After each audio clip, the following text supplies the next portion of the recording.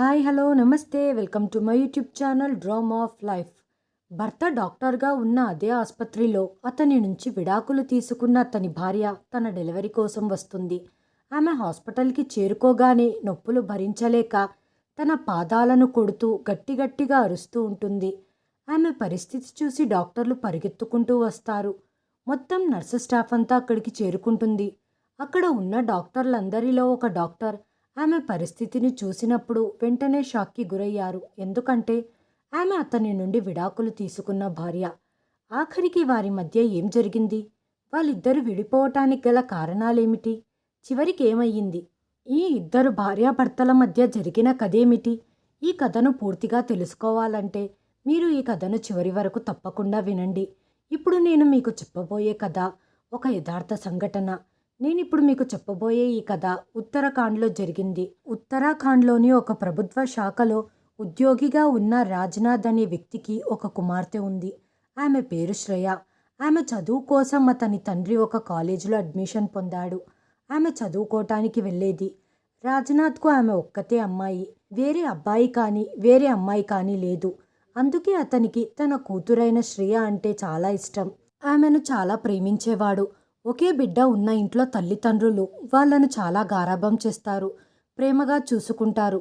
ఒకవేళ ఆ పిల్లవాడు తప్పుగా ప్రవర్తించినా, తప్పుదారిలో వెళ్ళినా ఆ పిల్లవాడి మీద ఉన్న ప్రేమ కారణంగా ఆ తల్లిదండ్రులు వాళ్ళను తిట్టేవాళ్ళు కాదు.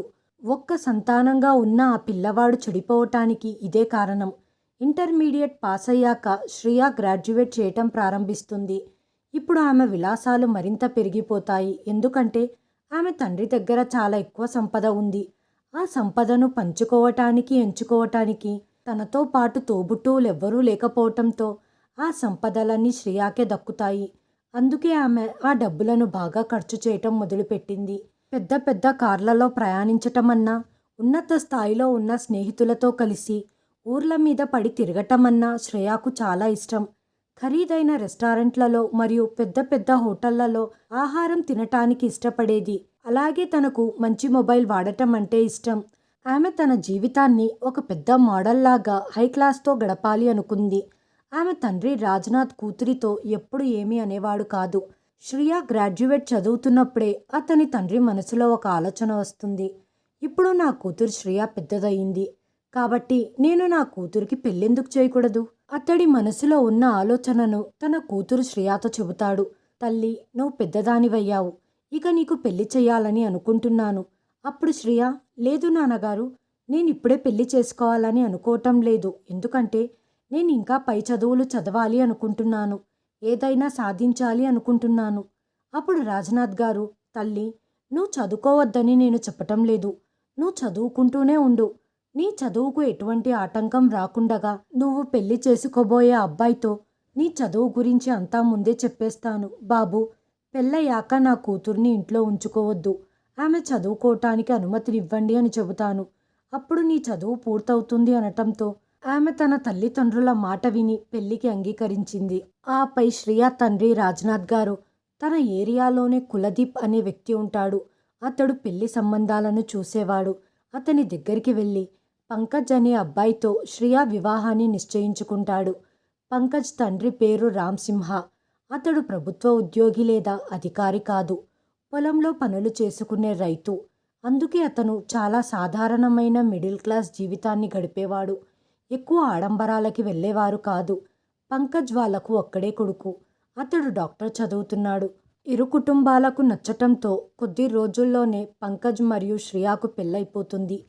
పెళ్ళయ్యాక పంకజ్ శ్రేయతో కలిసి ఇంటికి రాగానే ఇంటిని చూసిన శ్రేయ, పంకజ్, ఇప్పటికీ కూడా మీరు ఎటువంటి సదుపాయాలు లేని ఈ పురాతనమైన ఇంట్లో ఉంటున్నారా?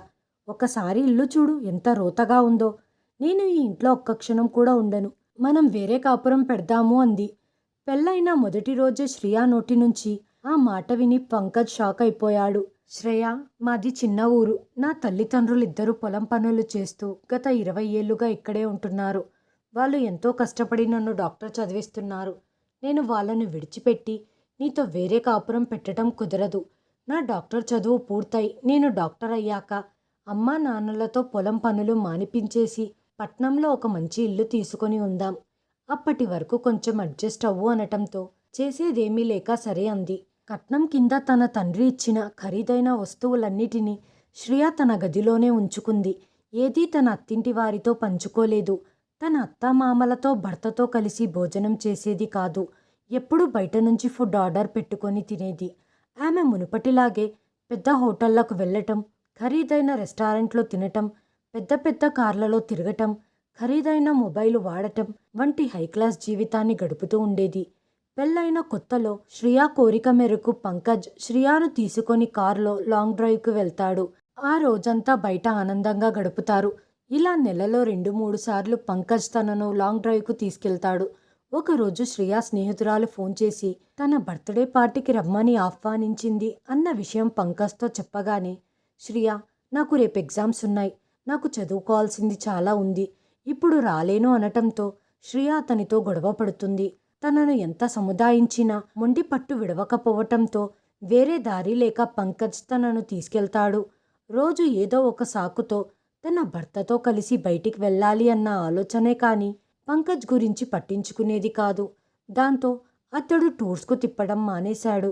అప్పుడు శ్రియా కోపంతో, నీలా కల్చర్ లేని వ్యక్తితో నా జీవితాన్ని పంచుకోవాల్సి వస్తుందని అనుకోలేదు. ఈ ఇంట్లో రాను రాను నాకు స్వేచ్ఛ లేకుండా పోయింది. శ్రియా ఇంట్లో కన్నా బయటే సమయం ఎక్కువగా గడిపేది. ఒకవేళ ఇంట్లో ఉంటే పొట్టి పొట్టి బట్టలు వేసుకొని జుట్టు విరబోసుకొని తిరిగేది. ఈ విషయాలేవి పంకజ్కు మరియు పంకజ్ తల్లిదండ్రులకు నచ్చేది కాదు. ఒకరోజు పంకజ్ తల్లి, చూడమ్మా, నువ్వు ఈ ఇంటి కోడలివి, ఈ ఇంటికి కూతురువి కాదు.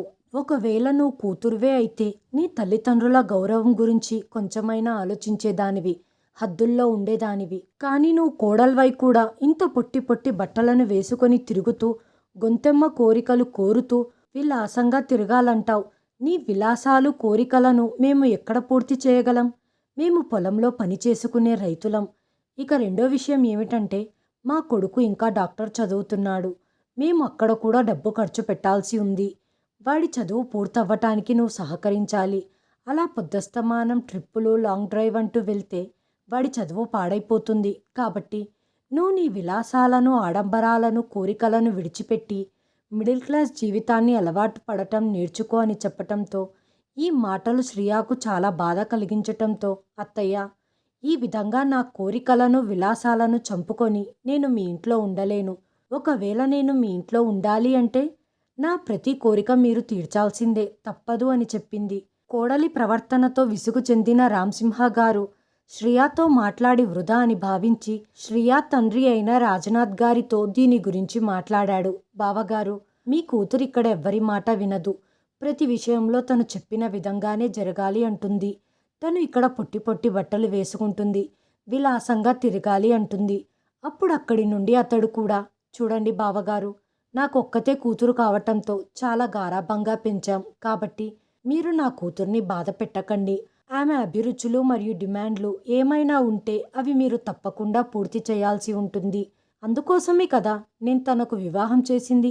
కూతురికి బుద్ధి చెప్పాల్సింది పోయి అతని నిర్లక్ష్యపు మాటలు విని రామ్సింహ గారు ఆశ్చర్యపోతారు. అంటే దీనర్థం ఈమె తల్లిదండ్రులే ఈమెను తలపైకెక్కించుకున్నారు. ఈ కారణంగా ఆమె ఎవ్వరి మాట వినటం లేదు. ఇలా మెల్లమెల్లగా గొడవలు పడుతూనే పెళ్ళై దాదాపు 6 నెలలు గడిచిపోయాయి. 6 నెలల తర్వాత చదువుకోవటానికి పంకజ్ వేరే ఊరికి వెళ్ళిపోతాడు. అతడు పగలు రాత్రి కష్టపడి చదివేవాడు. డాక్టర్ అవ్వాలనేది అతడి కల. అతడు చూడటానికి చాలా అందంగా ఉంటాడు. అలాగే చదువుల్లో కూడా ఫస్ట్ వచ్చేవాడు. ఇక్కడ పంకజ్ ఇంట్లో శ్రియ తన అత్తామామలతో ఉండి 6 నెలలైతే గడిచిపోతుంది. కానీ ఎప్పుడూ వాళ్ళ మధ్య గొడవలు జరుగుతూనే ఉంటాయి. నువ్వు ఇలాంటి దుస్తులు ధరించొద్దు, ఇలా తినొద్దు, అలాంటి ప్రదేశాలకు వెళ్ళొద్దు అని నిరంతరం ఇలాంటి మాటలు అంటూ ఉండేవారు. శ్రియ ఎక్కువగా ఫోన్లో ఉండటం పంకజ్ తల్లిదండ్రులకు అస్సలు నచ్చేది కాదు.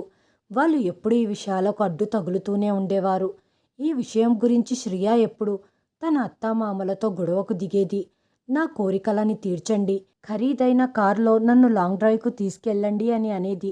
చదువుకోవటానికి వేరే నగరానికి వెళ్ళిన తన భర్త అయిన పంకజ్తో ఎప్పుడూ గొడవ పడుతూనే ఉండేది. కానీ పంకజ్ మాత్రం ఆమెను ఎక్కడికి తీసుకొని వెళ్ళేవాడు కాదు, ఆమె కోరికల్ని తీర్చేవాడు కాదు. పంకజ్ శ్రేయాతో, మా ఇంట్లో మా తల్లిదండ్రులు ఎలా జీవిస్తున్నారో అలాగే అందరూ ఎలా జీవిస్తున్నారో మేమందరం ఉండేటట్టు నువ్వు కూడా ఈ ఇంట్లో ఉండాల్సి ఉంటుంది. అందరిలాగే సాధారణమైన జీవితాన్ని గడపటానికి శ్రేయ సిద్ధంగా లేదు. ఆమె ఎప్పుడూ తన ఉన్నతమైన కోరికలను నెరవేర్చుకోవటానికి ప్రయత్నించేది. ఆమె డబ్బులను నీళ్లలాగా ఖర్చు చేసేది. ఇంట్లో ఉండే ప్రతి వస్తువుతో, ప్రతి మనిషితో తనకు సమస్యే. ఇలా ఎప్పుడూ వారి మధ్య ఈ విషయం గురించి గొడవలు జరుగుతూ ఉండేది. కానీ 6 నెలలు గడిచేసరికి శ్రియ గర్భవతి అవుతుంది. ఆమె గర్భవతి అవ్వగానే తన తండ్రితో ఇలా చెబుతుంది. నాన్నగారు, ఇకపై నేను ఈ ఇంట్లో అస్సలు ఉండలేను. ఎందుకంటే ఇక్కడ పరిస్థితులు మనకు సరిపోవు. ఆ వ్యక్తులు మన తాహతకు తగ్గవారు కాదు. నువ్వు నా పెళ్లిని ఆకలితో అలమటిస్తున్న దరిద్రులతో చేశావు. వీళ్ళు నా కోరికలేమీ తీర్చలేదు. అప్పుడే శ్రియ తండ్రి రాజనాథ్ గారు వచ్చి అతను తన కూతుర్ని తన ఇంటికి తీసుకొని వెళ్ళి, తల్లి నువ్వు చింతించొద్దు.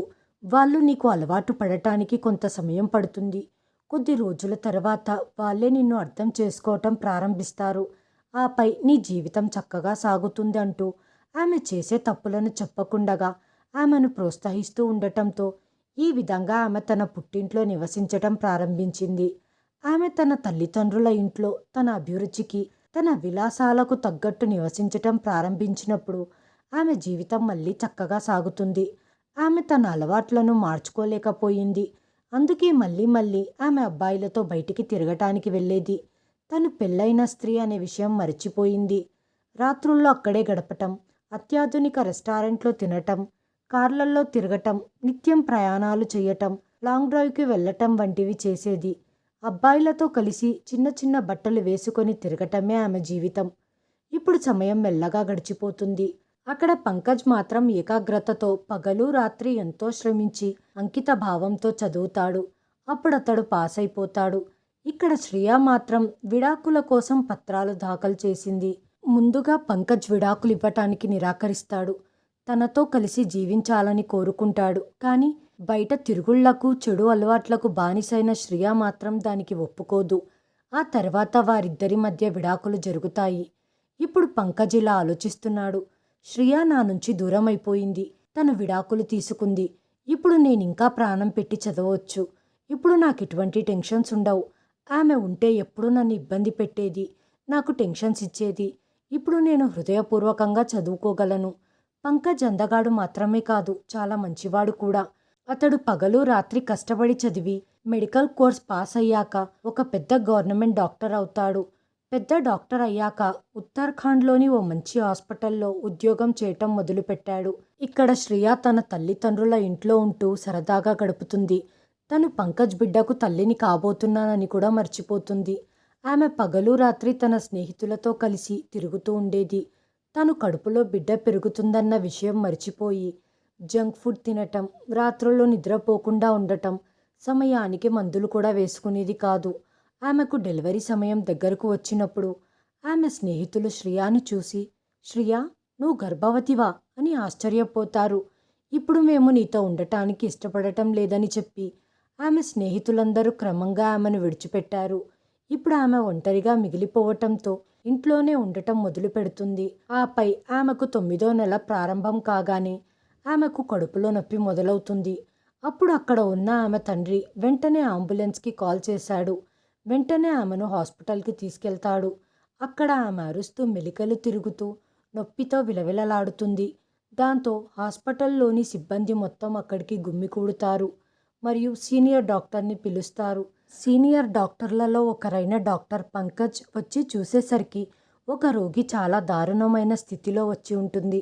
చాలా బాధతో గట్టిగా అరుస్తూ అలమటిస్తూ ఉంటుంది. ఆ పేషెంట్ ఇంకెవరో కాదు, తన భార్య శ్రేయ. ఆమె చాలా దారుణంగా అరుస్తూ ఉండటంతో హాస్పిటల్లో ఉన్న వారందరూ భయపడిపోతారు. ఆమెను వెంటనే అక్కడి నుండి డెలివరీ వార్డుకు తీసుకెళ్తారు. అక్కడ ఉండే లేడీ డాక్టర్ ఒకరు, ఈ అమ్మాయి చాలా బలహీనంగా ఉంది, తనకు చాలా రక్తం అవసరం ఉంటుంది, ఆ రక్తం ఉంటేనే తన డెలివరీకి ఆస్కారం ఉంటుంది. ఈ మాట విని పంకజ్ ఉలిక్కి పడతాడు. శ్రియ తండ్రి కూడా ఆశ్చర్యపోయి చూస్తాడు. వాళ్ళు బ్లడ్ బ్యాంకుకు వెళ్ళి బ్లడ్ కోసం ప్రయత్నిస్తారు. కానీ అక్కడ ఆ బ్లడ్ గ్రూప్ రక్తం లేదు అని తెలియటంతో ఇది విని వాళ్ళు చాలా ఆందోళనకు గురవుతారు. 1 గంటలో ఆమెకు బ్లడ్ దొరకకపోతే ఆమె ప్రాణాలు పోవచ్చని డాక్టర్ చెబుతారు. రాజ్నాథ్ గారు చాలా ఆందోళన చెందుతారు. ఆయనకున్నది ఒక్కతే కూతురు. అప్పుడు డాక్టర్ పంకజ్, మేడం, ఈమెకు కావాల్సిన రక్తం కోసం ఎంతో ప్రయత్నించాము కానీ ఎక్కడా దొరకటం లేదు. కాబట్టి మీరు నా రక్తం తీసుకోండి. నాది కూడా అదే బ్లడ్ గ్రూప్ అనటంతో మహిళా డాక్టర్ ఎవరైతే ఉన్నారో సరే మీ ఇష్టం అని చెబుతుంది. వెంటనే పంకజ్ నుంచి రక్తం తీసి శ్రేయాకు ఎక్కిస్తారు. తర్వాత ఆమెకు మంచి ట్రీట్మెంట్ అంది ఆమె డెలివరీ అయిపోతుంది. ఆమెకు ఒక కొడుకు పుడతాడు. పంకజ్ ఆమెకు రక్తం ఇచ్చిన తర్వాత ఆయన క్యాబిన్లోకి వెళ్ళిపోతారు. తన పనిలో నిమగ్నమైపోతాడు. సాయంత్రం కాగానే తన ఇంటికి వెళ్ళిపోతాడు. తర్వాత శ్రేయ మెలకువలోకి వచ్చి తన అబ్బాయిని చూస్తుంది. వాడు చాలా అందంగా ఉంటాడు. చూడటానికి పంకజ్ లాగే ఉంటాడు. లేడీ డాక్టర్ ఆమెకు శుభాకాంక్షలు తెలుపుతుంది. అప్పుడు శ్రేయ డాక్టర్తో, మీకు చాలా ధన్యవాదాలు. మీరు నన్ను క్షేమంగా కాపాడి నా కొడుకును క్షేమంగా ఈ భూమిపైకి తెచ్చారు. మీరు చేసిన ఈ మేలు నేను జీవితంలో మర్చిపోను అని అంటుంది. అప్పుడు ఆ లేడీ డాక్టర్, మీరు థ్యాంక్స్ చెప్పాల్సింది నాకు కాదు. మీకు రక్తం ఎక్కించటానికి ఎక్కడా దొరకనప్పుడు ఏ డాక్టర్ అయితే ముందుకు వచ్చి రక్తాన్ని ఇచ్చి మిమ్మల్ని కాపాడాడో అతనికి చెప్పండి. మరియు సమయానికి ఆ రక్తం అంది ఉండకపోతే మీ ప్రాణాలు పోయుండేవి. మీకు ఇలా అవ్వటానికి ముఖ్యమైన కారణం మీ ఆహారపు అలవాట్లు, మీ లైఫ్ స్టైల్. ఆ దేవుడి దయ వల్ల మీరు మీ బిడ్డ ప్రాణాపాయ స్థితిలో నుండి బయటపడ్డారు అంది. డాక్టర్ గారు, నాకు రక్తం ఇచ్చిన ఆ డాక్టర్ ఎవరు? ఎక్కడ ఉంటారు? అతన్ని ఒక్కసారి నాకు కలపండి అంటుంది. అప్పుడు డాక్టర్ పంకజ్ని పిలిపించటంతో ఆయనను చూసి శ్రేయ ఆశ్చర్యపోతుంది. ఆయన హాస్పిటల్లో చాలా సీనియర్ డాక్టర్. శ్రేయ అలాగే తన కళ్ళను పెద్దవి చేసి ఆయనను చూస్తూ ఉంటుంది. తనకు చెమటలు పడతాయి. తను సిగ్గుతో తలదించుకుంటుంది. ఈయనతో నేను విడాకులు తీసుకున్నాను. అయినా ఇతను నా ప్రాణాలను కాపాడాడు. నేను ఈయనతో ఎప్పుడూ సక్రమంగా నడుచుకోలేదు. ఎప్పుడు అతన్ని నానా మాటలు అనేదాన్ని. నువ్వు ఒక బిచ్చగాడివి, చేతకానివాడివి అని ఆయనను ఎప్పుడూ గౌరవించలేదు. కానీ ఈరోజు ఆయననే నా ప్రాణాలు కాపాడారు. ఇది చెప్పి తను పశ్చాత్తాపంతో తలదించుకుంటుంది. చేతులు జోడించి ఆయన కాళ్ళపై పడి వెక్కి వెక్కి ఏడుస్తుంది. అప్పుడు పంకజ్ ఆమెతో, నువ్వేమీ కాలు పట్టుకొని అవసరం లేదు. నీకెటువంటి సభ్యతా సంస్కారం మీ పెద్దవాళ్ళు నీకు అందించారో నువ్వు వాటితోనే మెలుగుతున్నావు. ఇందులో నీ తప్పేమీ లేదు. మీ అమ్మా నాన్న నీకు మంచి సంస్కారం నేర్పి ఉంటే నువ్వు మాతో ఆ విధంగా వ్యవహరించేదానివి కాదు. నువ్వేం చేశావో అదంతా గతం. కానీ ఇప్పుడు నీకొక కొడుకు పుట్టాడు. మీరిద్దరిప్పుడు ఆరోగ్యంగా ఉన్నారు. నువ్వేమీ చింతించాల్సిన అవసరం లేదు. నువ్వు చాలా బలహీనంగా ఉండటం వల్ల కొన్ని రోజులు నీకు ట్రీట్మెంట్ నడుస్తుంది. ఈ మాట విని శ్రేయ మళ్ళీ ఏడుస్తుంది. నేను ఇప్పుడు ఈ పిల్లవాడిని తీసుకొని ఎక్కడికి వెళ్తాను? నాకిప్పుడు ఉండటానికి ఏ ఇల్లు లేదు. నన్ను క్షమించి నన్ను మీ ఇంటికి తీసుకెళ్ళండి. నేను ఒక చేతకానివాడిని, బిచ్చగాణ్ణి. నిన్ను మా ఇంటికి తీసుకెళ్ళి నీ కోరికలు ఎలా తీర్చగలను? ఇకపోతే నువ్వు ఉండేంత సౌఖ్యంగా నేను ఉంచలేను. ఖరీదైన మంచి మంచి డ్రెస్సులు ఇప్పించలేను. పెద్ద రెస్టారెంట్లో డిన్నర్ చేయించలేను. కాబట్టి నువ్వు నాతో ఉండలేవు. ఆమె సిగ్గుతో తలదించుకుంటుంది. అప్పుడు శ్రేయ తండ్రి అయిన రాజ్నాథ్ గారు అక్కడికి వస్తారు. ఆయన కూడా చేతులు జోడించి, బాబు, మాతో తప్పు జరిగిపోయింది. మా కూతురుతో కూడా తప్పు జరిగిపోయింది. కనీసం పుట్టిన మీ బిడ్డ కోసమైనా నా కూతుర్ని ఆదరించండి అని ప్రాధేయపడగా, అంకుల్, మీ కూతురు తెలిసి తెలియక చేసిన ఆ తప్పును మీరు పెద్దరికంతో సరిచేసి తన తప్పు తెలుసుకునేలా చేసి ఉంటే ఈరోజు తన పరిస్థితి ఇలా ఉండేది కాదు. తప్పుడు మార్గంలో వెళ్తున్న పిల్లలను తల్లిదండ్రులే సరైన మార్గంలోకి తీసుకొని రావాలి.